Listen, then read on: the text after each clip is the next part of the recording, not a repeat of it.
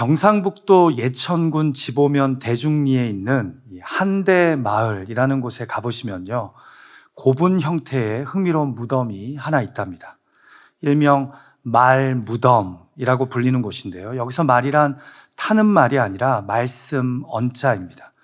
그러니까 우리 입에서 매일 나오는 말들을 묻는 무덤인 겁니다. 전해지는 이야기에 의하면요, 500년 전 이곳 마을에는 여러 문중들이 모여서 살았다고 합니다. 창녕 김씨, 밀양 박씨, 김해 김씨, 진주 류씨, 경주 최씨 등, 그런데 각 문중 간에 싸움이 그칠 날이 없었다는 겁니다. 사소한 말 한마디가 씨앗이 되어서 큰 싸움으로 번지는 일이 잦았다는데요. 그러던 어느 날 마을을 지나가던 한 나그네가 이 마을의 산세를 보고서 한마디 던졌답니다. 마을을 둘러싸고 있는 산이 좌측은 개의 아래 턱과 같고 우측은 개의 위턱과 같으니 개가 지저대듯 마을이 항상 시끄러울 수밖에 없다는 겁니다. 그래서 이 말을 듣고서 마을 사람들이 개의 송곳니와 앞니에 해당되는 곳을 찾아서 그곳에 개가 짖지 못하도록 여러 개의 제갈 바위를 세우고요, 또 싸움의 발단이 되는 온갖 말들을 문중별로 사발에 뱉어 담아 개 주둥이에 해당되는 산 언저리에 구덩이를 파고 묻었다고 합니다. 제가 얘기하는 게 아니라 500년 전에. 그런데 신기하게도 그 이후로 마을의 말로 인한 다툼과 언쟁이 감쪽같이 사라졌다고 합니다. 그래서 그곳에 말 무덤이 생기게 된 겁니다. 여러분, 사람 사는 곳에 당연히 있는 것이 바로 다툼과 싸움이죠. 그런데 거의 모든 싸움이 말로 인해 시작된다는 거 아십니까? 교회도 마찬가지입니다. 누군가의 말과 행동으로 상처받았다는 사람들이 왜 이리 넘칠까요? 그런데 묘하게도 상처 줬다는 사람은 별로 보이지 않습니다. 두리뭉실한 믿음이 아닌 실제적인 믿음에 대해 도전하는 야고보서의 시대 때도 마찬가지였던 것 같습니다. 그래서 오늘 본문에서 야고보서는 신앙 공동체 안에 있는 말의 시험에 대해 우리에게 이렇게 도전합니다. 같이 본문 3장 9절 말씀 읽을까요? 시작. 이것으로 우리가 주 아버지를 찬송하고 또 이것으로 하나님의 형상대로 지음을 받은 사람을 저주하나니 한 입에서 찬송과 저주가 나오는도다. 여기서 이것은 무엇을 의미합니까? 바로 우리의 말입니다. 그 혀로 찬송을 하고 그 혀로 지체들을 저주하고 비방하고 헌담한다는 겁니다. 여러분, 제가 이래서 야고보서를 좋아합니다. 야고보서는 신앙을 고상하게 아름답고 멋지게만 포장하지 않습니다. 1장에서 여러 가지 시험들을 만나거든 온전히 기쁘게 여기라고, 이 시험들이 궁극적으로는 믿음의 단련이 되어 너희를 온전하고 구비하여 조금도 부족함이 없는 믿음의 사람들로, 잘 믿는 사람들로 만들어준다고 한 다음에 야고보서 1장에서 제일 먼저 소개된 시험이 무엇입니까? 바로 부자 불신자와 가난한 성도의 경제적인 격차로 인한 시험이었습니다. 실제적이죠.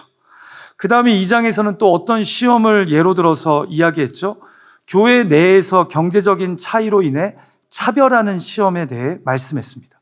상당히 실제적입니다. 자, 그런데 이제 3장에서 어떤 시험에 대해 말씀합니까?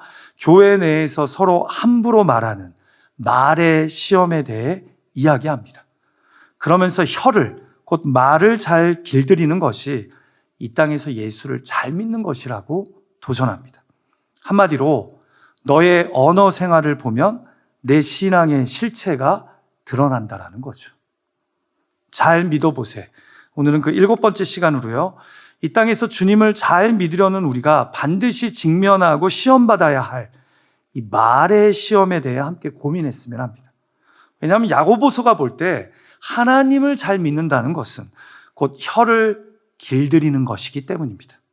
기도하기는 오늘 말씀을 통해 우리의 언어 생활에 새로운 변화가 일어나서 믿는 것과 말하는 것이 하나가 되기를 간절히 소망합니다.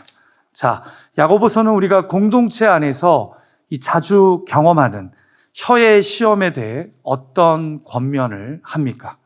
하나님을 잘 믿으려는 사람들은 왜 혀를 길들여야 합니까? 자, 첫 번째로 야고보서는 우리에게 이렇게 도전합니다. 우리는 다 혀의 실수가, 말의 실수가 많은 사람들이라는 것을 인정해야 한다고 말입니다. 여러분, 저는 우리가 이것을 인정하고 시작해야 한다고 생각합니다.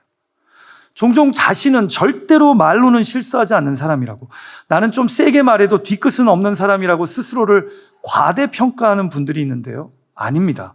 저나 여러분이나 다 말의 실수가 많은 사람들입니다.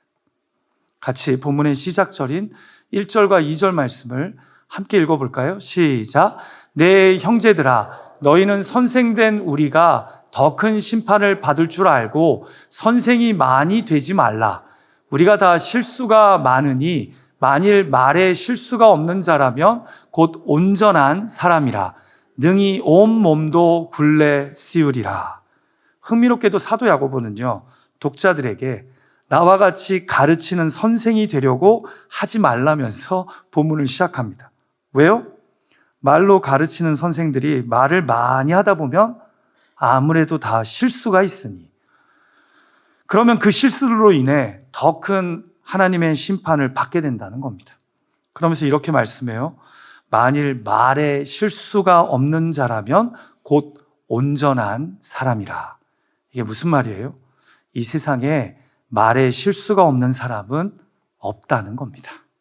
심지어 3장 8절에서는 혀를 능히 길들일 사람이 없다라고 선언합니다. 그만큼 말 실수를 안 할 수 없는 존재가 바로 우리 인간이라는 거죠.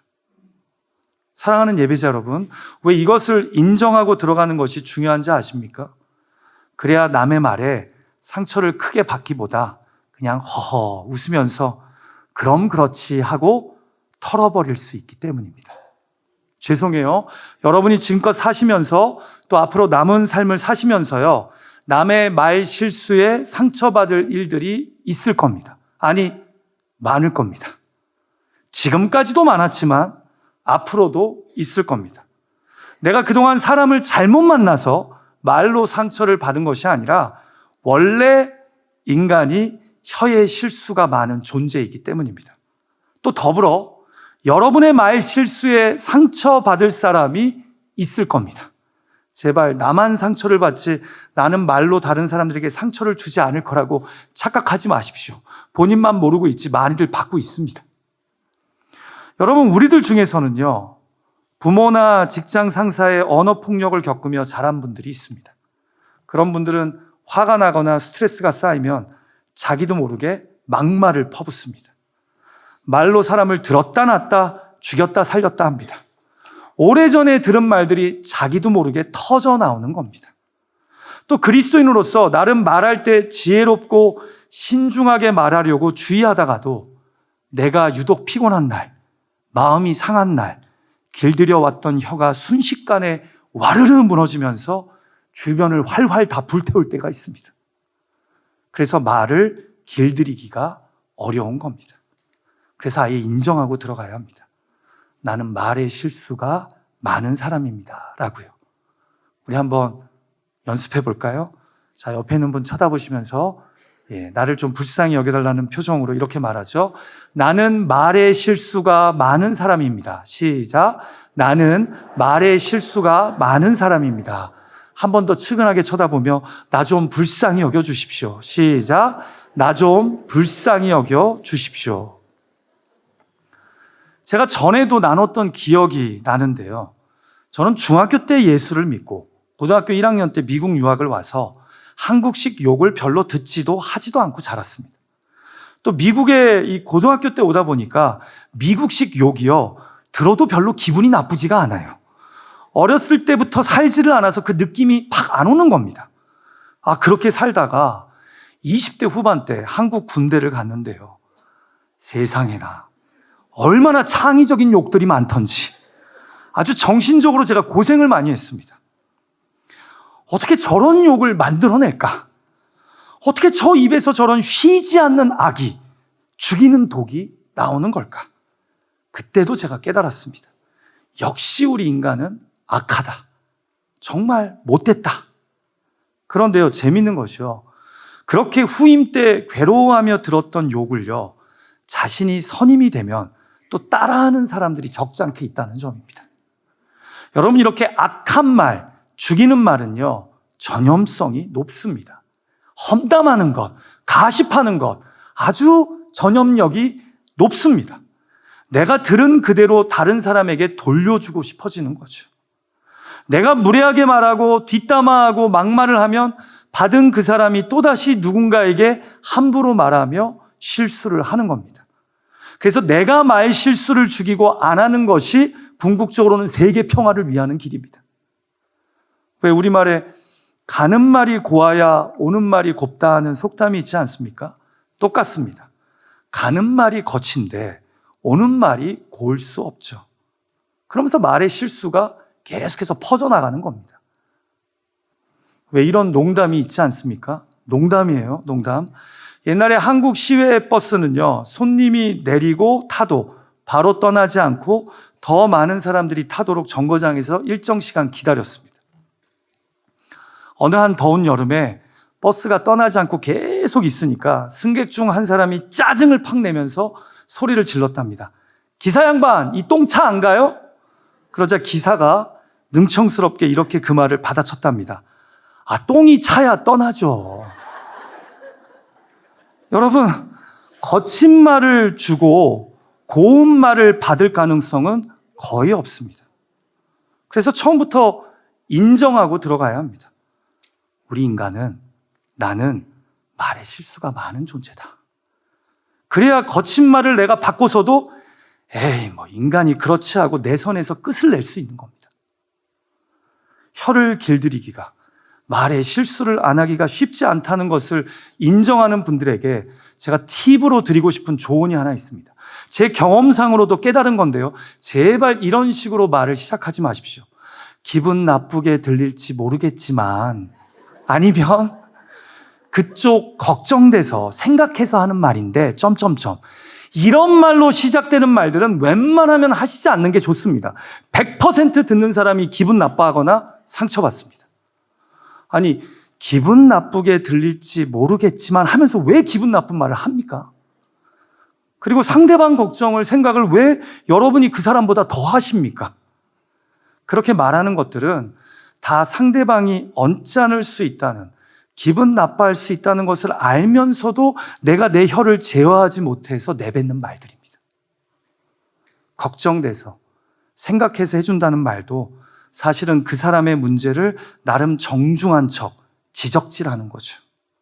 여기에 다 말의 실수가 담겨 있는 겁니다. 또 우리 그리스도인들이 잘하는 실수 있죠. 이렇게도 대화 시작하지 마세요. 이건 집사님만 알아. 기도하라고 알려주는 거야. 이런 말들도 거의 많은 부분은 안 좋은 실수하는 말일 때가 많습니다. 341언이라는 고사성어가 있죠. 3번 생각하고 1번 말하라. 잠언도 우리에게 이렇게 도전합니다. 말이 많으면 허물을 면하기 어려우나 그 입술을 제어하는 자는 지혜가 있느니라. 나는 말이 많아지면 실수할 수밖에 없는 연약한 존재임을 인정하며 서로를 불쌍히 여겨주시고 말 실수의 전파력을 막을 수 있는 그런 저와 여러분 되기를 주님의 이름으로 축복합니다. 자, 두 번째로 성경은 우리에게 이렇게 도전합니다. 우리는 혀로 사람을 죽이기도 살리기도 한다는 거죠. 자, 우리는 말의 실수가 참 많은 사람들인데요. 문제는 이 말에 힘이 있다는 겁니다. 그래서 그 파괴력이 엄청나요. 바로 이런 이유로 인해 우리가 말의 시험을 잘 헤쳐나가야 이 땅에서 잘 믿는 그리스도인들이 될 수 있는 겁니다. 아무리 신실하게 하나님을 바라보고 기도와 말씀으로 무장해도 말 실수 한번 크게 하는 순간 모든 게 와르르 다 무너지게 되기 때문입니다.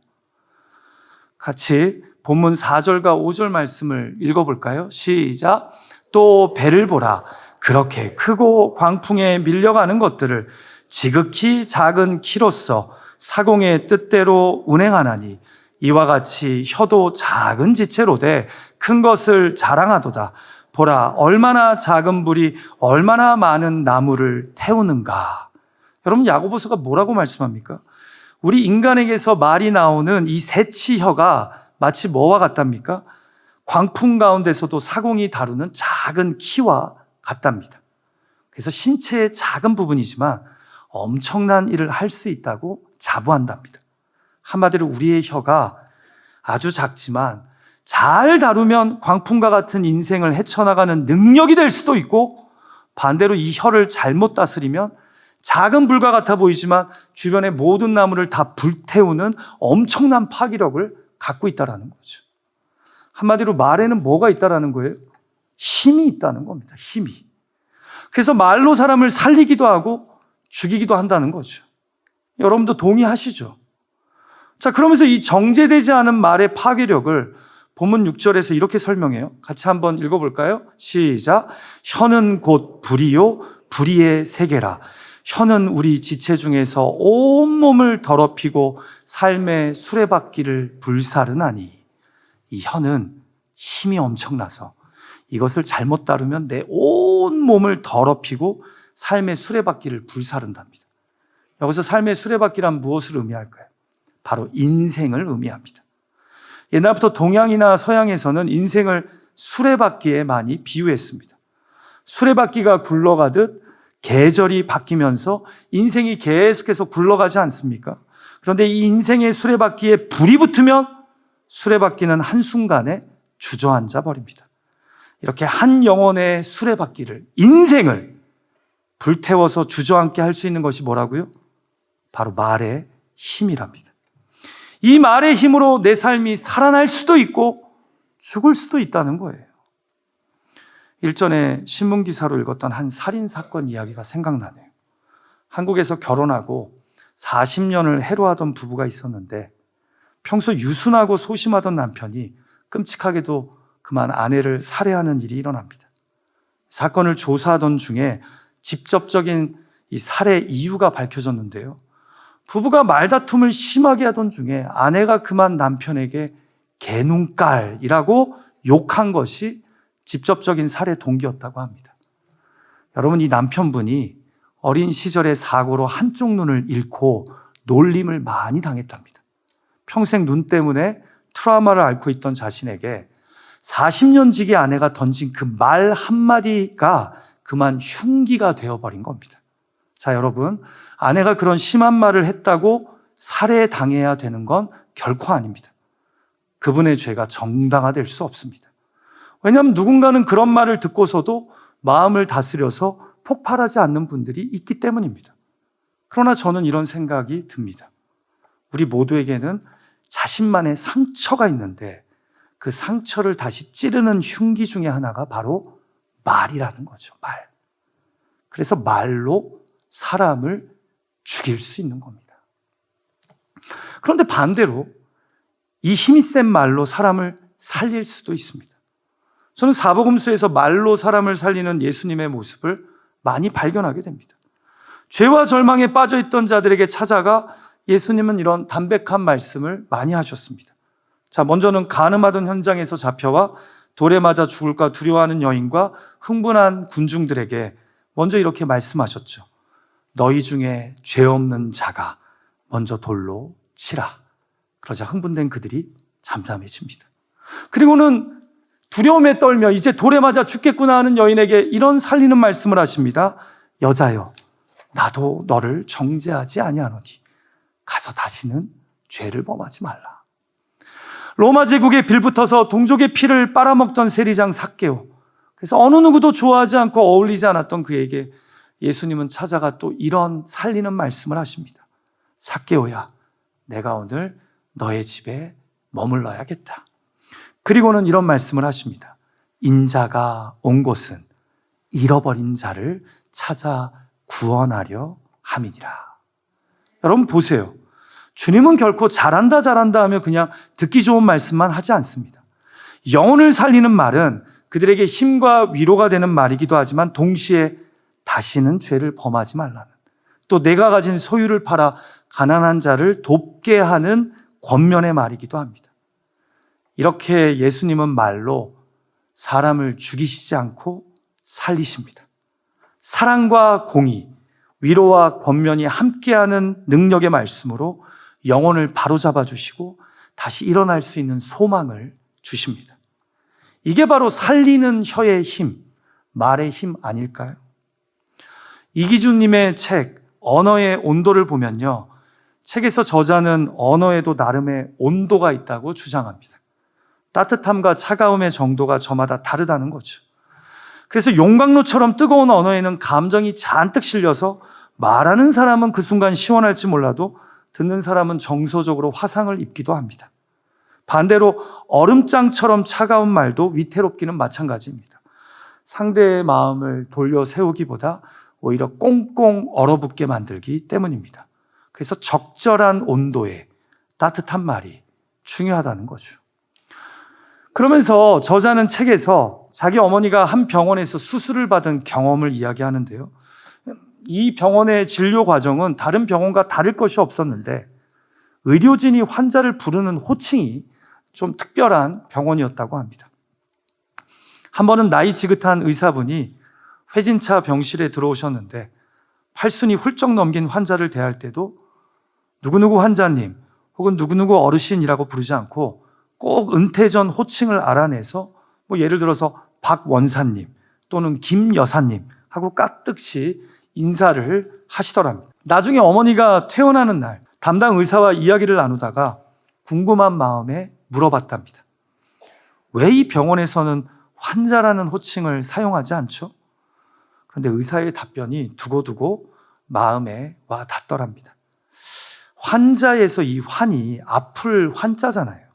자꾸 환자라고 하면 더 아픕니다.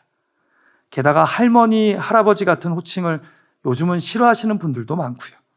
그래서 은퇴 전 직함을 불러드리죠. 그러면 병마와 싸우려는 의지를 더 굳게 다지는 것 같습니다.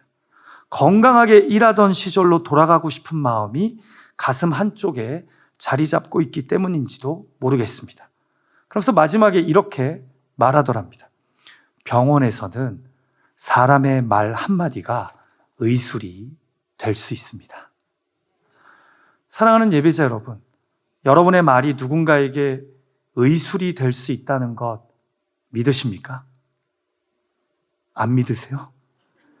제가 2022년에 설교하면서 여러분에게 소개했던 제가 만들었던 신조 기억나세요? 죽, 사, 혀, 달. 죽고 사는 것이 혀의 힘에 달렸나니. 저는 정말 저와 여러분이 이 혀로 사람을 살릴 수 있기를, 죽어가던 사람을 살릴 수 있기를 주님의 이름으로 축복합니다. 잊지 마세요. 여러분의 이 혀로 잘 지내던 사람을 파괴시킬 수도 있습니다. 그만큼 말에는 힘이 있습니다. 그래서 이 땅에서 예수를 잘 믿으려면 무엇보다 말의 시험에서 승리하셔야 합니다. 그리고 내 혀가 사람을 죽이는 혀가 아닌 살리는 혀가 되어야 합니다. 부디 저와 여러분이 이번 한 주간 말로 사람을 살리고 축복하기를 간절히 소망합니다. 자, 마지막 세 번째로 야고보서는 잘 믿는 사람은 혀를 길들인다고 말씀하며 어떤 도전을 우리에게 줍니까? 우리 혀의 성화가 결국 삶의 성화를 이끌어낸답니다. 여러분, 말에는 힘이 있기에 그 말로 사람을 죽이기도 하고 살리기도 하는 것, 우리가 익히 경험했고 잘 알죠. 그럼에도 뜬구름 잡는 믿음이 아닌 실제적인 믿음, 행동하는 믿음을 강조하는 야고보서가 지혜롭게 말하는 사람이 되어야 한다고 강조하는 또 다른 중요한 이유가 있습니다. 그것은 바로 말의 성화가 곧 삶의 성화를 이끌어내기 때문입니다. 이게 무슨 말이냐면요, 내가 평상시 혼자 있을 때나 사람들과 함께 그 말하는 것이 곧 내 마음의 수준이자 실체이고 그 마음 그대로 내가 살아가게 되기 때문입니다. 그래서 혀를 길들여 말의 성화를 이루는 사람이 궁극적으로 삶의 성화를 경험할 확률이 더 높은 것입니다. 자, 다 같이 본문 11절과 12절 말씀을 한번 읽어볼까요? 시작. 샘이 한 구멍으로 어찌 단물과 쓴물을 내겠느냐. 내 형제들아, 어찌 무화과 나무가 감람 열매를, 포도나무가 무화과를 맺겠느냐. 이와 같이 짠물이 단물을 내지 못하느니라. 여러분, 이 비유의 핵심은 이거예요. 한 샘에서 단물과 쓴물이 나올 수 없고 무화과 나무에서 감람 열매가, 포도나무에서 무화과 열매가 맺힐 수 없다는 겁니다. 바로 앞절에서 야고보서는 어떻게 너의 한 입에서 찬송과 저주가 동시에 나올 수 있냐라고 비판했거든요. 그러니까 내 입에서 저주와 비방, 남을 향한 험담이 나온다면 그것이 바로 너의 셈이요 너의 마음이라는 겁니다. 내가 감람 열매를 맺으면 무화과 나무가 아니라 감람나무요, 내가 무화과 열매를 맺으면 포도나무가 아니라 무화과 나무라는 거죠. 여러분, 예수님도요, 입에서 나오는 것은 사실 마음속 깊은 곳에 있는 것이 나오는 것이라고 마태복음 12장 34절에서도 말씀하시지 않았습니까? 누군가가 저주를 퍼붓는 모습을 드러냈다면, 하나님의 형상으로 지어진 다른 사람들을 비난하고 욕한다면 사실은 그것이 그들의 솔직한 마음 상태인 겁니다. 결코 한 샘물에서 단물과 쓴물이 같이 나올 수 없다는 거죠. 자, 이것을 적용하자면요, 내 혀의 수준이 내 마음의 수준이요 내 믿음의 실체인 겁니다. 이해가 되시나요? 그래서 역으로 내 혀를 잘 제어하고 길들이면 이것이 곧 내 마음의 변화와 성화를 이끌고 그 마음의 변화와 성화가 내 삶의 성화를 이끌어내는 것입니다. 아멘 하셔도 돼요. 자, 그래서 아까 본문을 시작하면서 야고보서가 이렇게 도전한 거예요. 같이 본문 2절과 3절을 다시 한번 읽어볼까요? 시작. 우리가 다 실수가 많으니 만일 말에 실수가 없는 자라면 곧 온전한 사람이라. 능히 온 몸도 굴레 씌우리라. 우리가 말들의 입에 재갈 물리는 것은 우리에게 순종하게 하려고 그 온몸을 제어하는 것이라. 여러분, 이 말씀 그대로 두세요. 이게 흥미로운 것이요, 2절에 나오는 말은 우리가 입으로 하는 말이지만 3절에 등장하는 말은 horse, 우리가 타는 말이에요. 자, 그러니까 지금 야고보서는 2절에서 말의 실수가 없으면 우리 몸 전체를 통제하는 온전한 사람일 수 있다고 합니다. 마치 무엇처럼요? 3절에서 타는 말의 입에 재갈을 물려 인간이 말을 컨트롤하듯이 말입니다. 이처럼 우리가 입에서 나오는 말을 길들이고 컨트롤한다면 이것이 우리 삶을 제어해서 우리로 성화의 삶을 살아가게 만들 수 있다는 겁니다.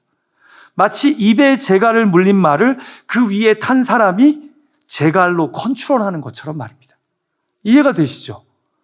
결국 온전하고 구비하여 조금도 부족함이 없는 온전한 사람은 혀에 길들여서 말을 온전하게 하는 사람입니다.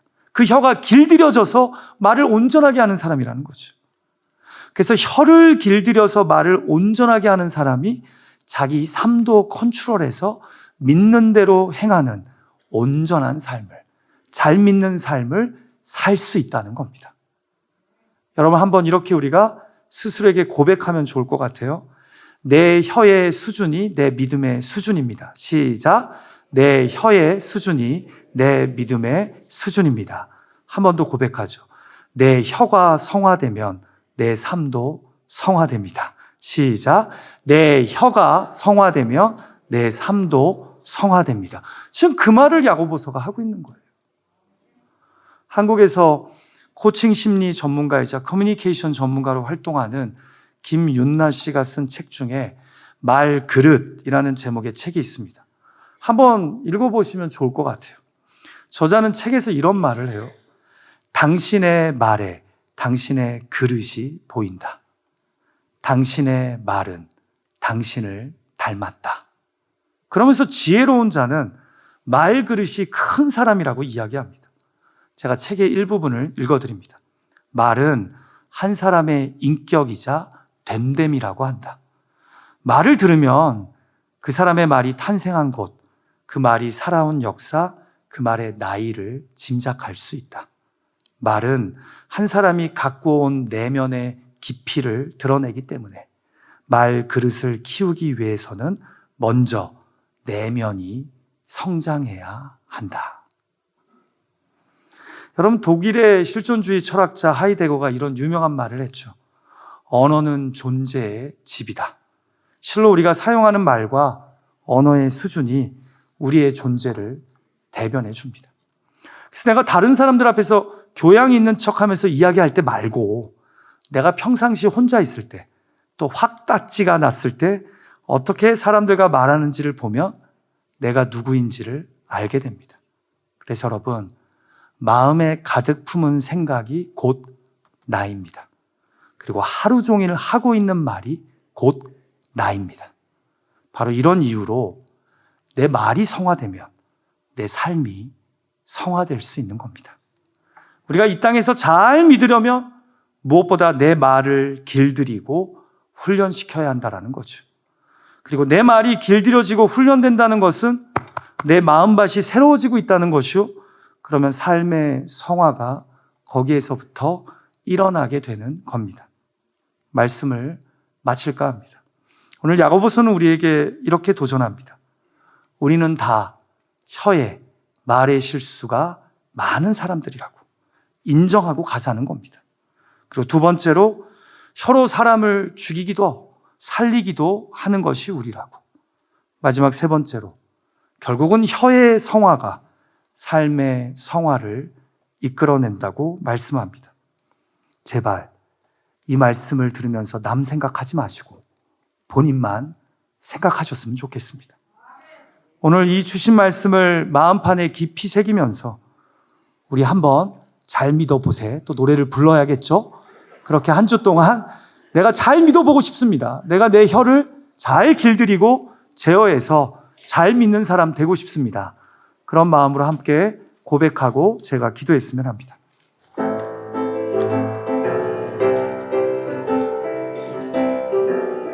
같이 불렀으면 합니다.